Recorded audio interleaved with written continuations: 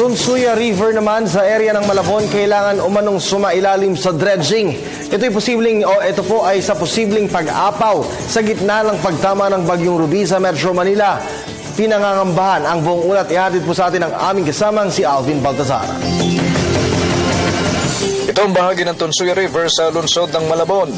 Kitang-kita kung gaano kababaw ang nasabing ilog na tila nalimutan ng lalima ng mga otoridad sa pamamagitan sana ng dredging. Ganito ang itsura ng nabagit na ilog kapag low tide, ngunit kapag tumataas ang tubig, nawawala ang kati.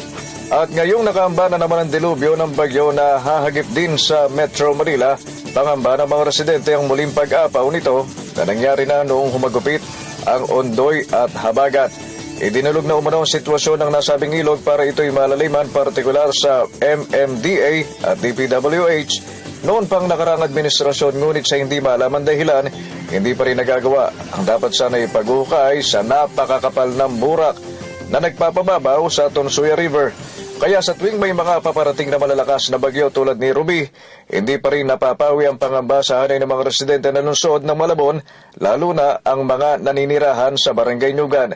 Hindi naman nawawala ang pag-asa ng mga taga-Malabon na sa lalong madaling panahon ay mabibigyan ng kaukulang pansin ang pagpapalalim sa ilog ng Tunsuya upang maibsan ang mabilis na pagbaha na sadyang parusa sa maraming naninirahan sa nasabing area ng Kamanaba.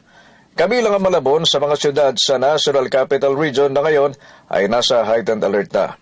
Samantala, bahagi na ng epekto ng Bagyong Ruby ang pagkulimlim sa kasalukuyan ng Metro Manila at ayon sa mga otoridad, ang sinasabing kasagsagan na alas 6 hanggang alas 8 mamayang gabi, ito ay ang buhos ng ulan na inaasahang magtutuloy-tuloy at magdudulot ng malaking volume ng rainfall.